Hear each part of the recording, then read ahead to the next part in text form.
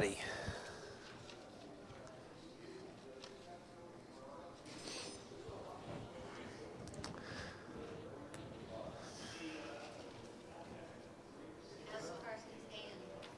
He's healing. He's healing.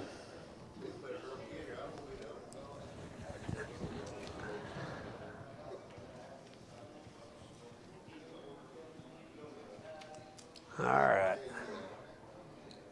I hear Paul Lavasser talking. I'm going to wait till he gets in here. I think Greg Fair's out there too. I think we're going to need to make Bible class just start at 9:15.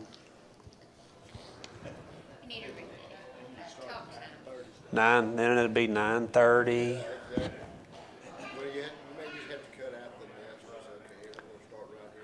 Yeah. Yeah. Hey, Woody, everybody out there in the lobby coming in? They're making their way in, brother. They're making their way. Get Bubba after them. Man, they don't want that, do they?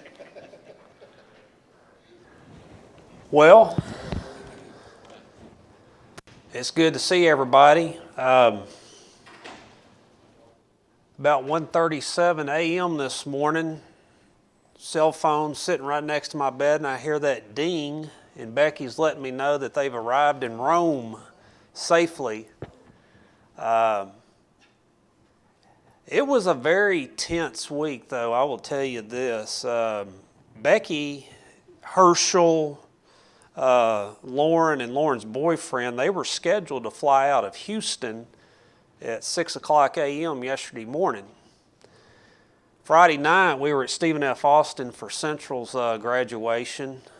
That was all planned, and I came back early because I didn't want to go out to eat at 9:30 at night, but Becky comes in the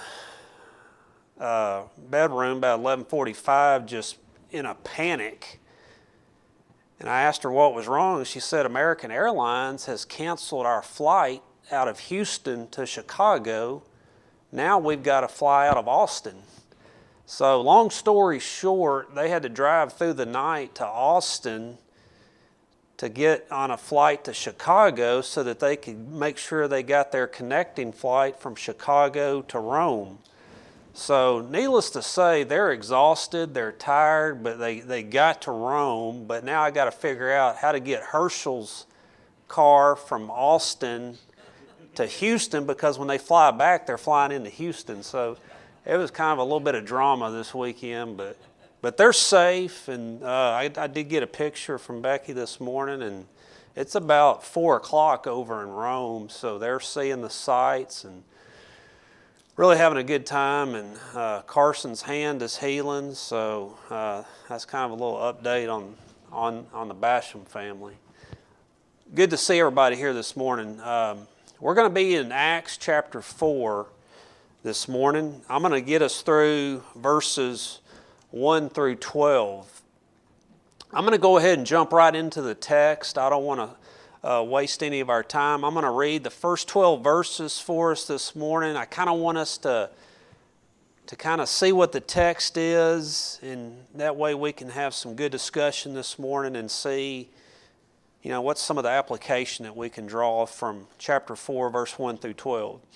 Beginning in verse 1, "Now as they spoke to the people, the priests, the captain of the temple, and the Sadducees came upon them, being greatly disturbed that they taught the people and preached in Jesus the resurrection from the dead. And they laid hands on them and put them in custody until the next day, for it was already evening. However, many of those who heard the word believed, and the number of men came to be about 5,000. And it came to pass on the next day that the rulers, elders, scribes, as well as Annas, the high priest, Caiaphas, John, and Alexander, and as many were of the family of the high priest, were gathered together at Jerusalem. And when they heard that they had set them in the midst, they asked, By what power or by what name have you done this? And then Peter, filled with the Holy Spirit, said to them, rulers of the people and elders of Israel, if we understand